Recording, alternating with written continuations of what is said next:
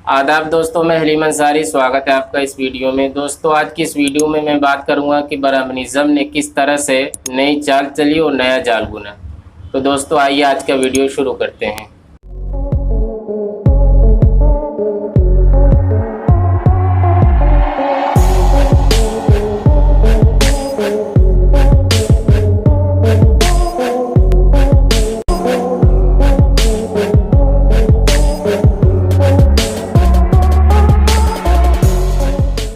मैंने आपको इस वीडियो में बताया था कि ब्राह्मणिज्म की विचारधारा ने अपनी पकड़ बनाए रखने के लिए किस तरीके से दंगों का जाल बुनती है।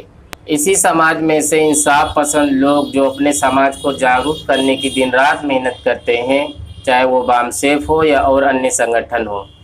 जब इन लोगों की मेहनत से लोग जागरूक होने लगे और दंगों में लोगों की कमी होने लगी, जिस तादाद में उनको लोग चाहिए होते थे दंगा कराने के लिए, उस तादाद में वो लोग नहीं मिलते थे। इसकी मैं आपको एक मिसाल दूं। 25 नवंबर को हिंदुत्व संगठनों ने ये दावा किया था कि अयोध्या में लाखों लोगों की भीड़ जमा करेंगे, लेकिन आपको मालूम है कि 25 से 30 हजार से ज़्यादा लोग न जुड़ सके। ये क्यों हुआ? ये जागरूकता का नतीजा था। लेकिन ब्राह्मणिज्म की ताकतों ने इसकी तैयारी पहले से ही कर रखी थी। उन्हें मालूम था आज नहीं तो कल लोग जागरूक हो जाएंगे। 20वीं सदी शुरू होते ही इस देश में बम धमाके शुरू हो गए और असल खेल शुरू होता है। अब आपको बता दूं, मैं इस किताब के हवाले से बात कर रहा हूं और किताब का कहना है कि ब्राह्मणवाद से सबसे ज़्यादा प्रभावित आईबी है।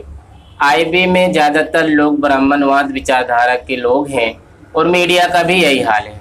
कंट्रोल जमाने वालों ने इन दोनों संस्थाओं का बखूबी इस्तेमाल किया है। दोनों ने मिलकर पूरे देश में एंटी मुस्लिम माहौल क्रिएट किया है। कहीं भी बम धमाके होते, आईबी नामशुदा तंजीमों का नाम लेती और पूरे देश में से मुस्लिम जवानों को उठाना चालू करती। आईबी उन पर याचिका दाखिल करे, उन पर केस चले, कोर्ट में उनका गुनाह साबित हो, इन सबसे पहले मीडिया उनको आतंकवादी बनाकर पूरे देश में बदनाम कर देती है। जैसे मौलाना अंजर शाह, पुलिस ने इनको आतंकवादी बताकर गिरफ्तार किया और इनका कनेक्शन लश्कर तैयबा से जोड़ा।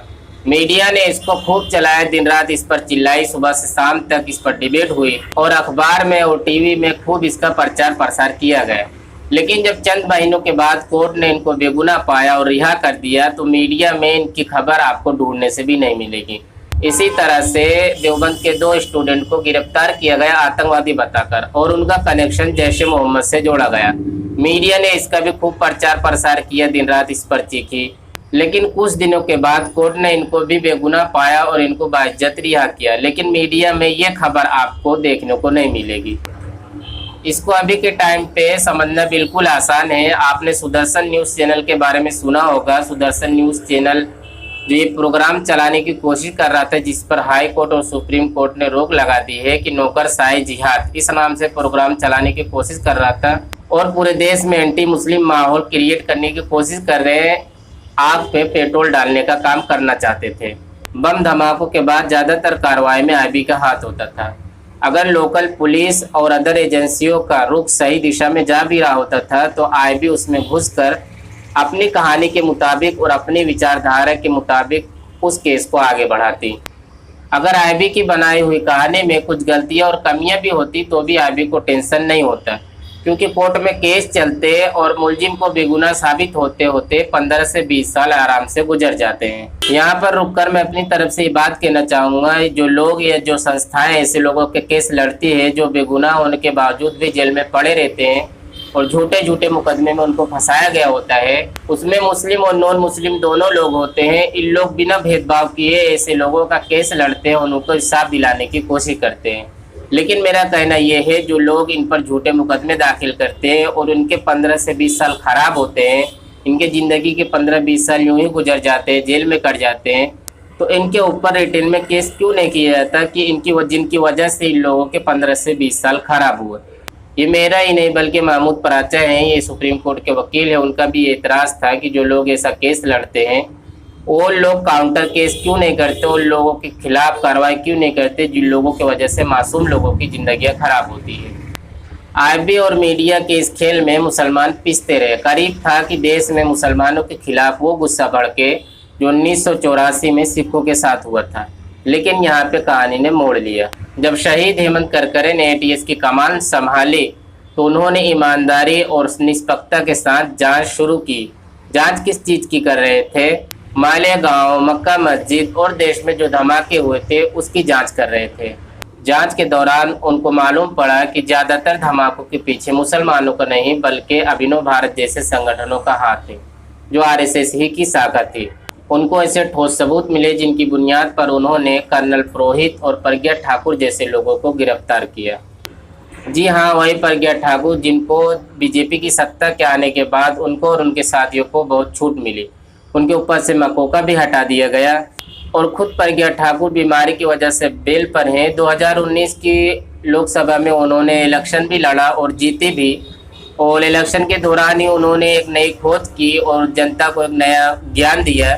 मैं कैंसर की पेशेंट, मैंने गौमूत्र से और पंचगव्य से बनी औषधियों से अपने को ठीक किया, अपना कैंसर ठीक किया है। और जैसे ही अपन यहाँ से इनको ऐसे हाथ प्रतिदिन अगर घुमाते हैं तो बीपी हमारा कंट्रोल हो जाता है।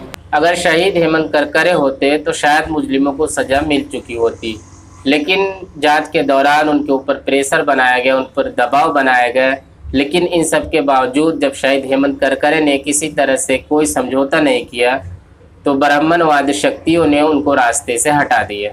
उनकी मौत कैसे हुई और किन लोगों का उसमें हाथ था, असल जिम्मेदार कौन थे, इस किताब में लिखा हुआ है, जिस पर मैं आगे वीडियो बनाऊंगा। इन सब का खुलासा क्या है कि ब्राह्मणवादी शक्तियों को इन सब की ज़रूरत ही क्यों पड़ती है ऐसा करने की, ताकि वो हिंदू मुस्लिम ध्रुवीकरण कर सके, SC ST OBC को हिंदू बनाए रखें। जब SC ST OBC अपने आप को हिंदू समझते हैं तो उनके दिलों में मुसलमानों के खिलाफ नफरत भड़काना, नफरत फैलाना, नफरत भरना आसान होता है। इस तरह से सत्ता पर कब्जा बनाकर यंत्र बनाए रखते हैं। ये सारी बातें जो मैंने इस वीडियो में की है वो इस किताब के हवाले से की है। ये अमेज़न पे आसानी से मिल जाती है। अगर आप भी पढ़ना चाहते हैं तो आप अमेज़न से मंगा सकते हैं। हिंदी, उर्दू और इंग्लिश में भी ये किताब मिल जाती है। तो आपको ये वीडियो कैसा लगा आप कमेंट बॉक्स में जाकर अपनी राय ज़रूर दें।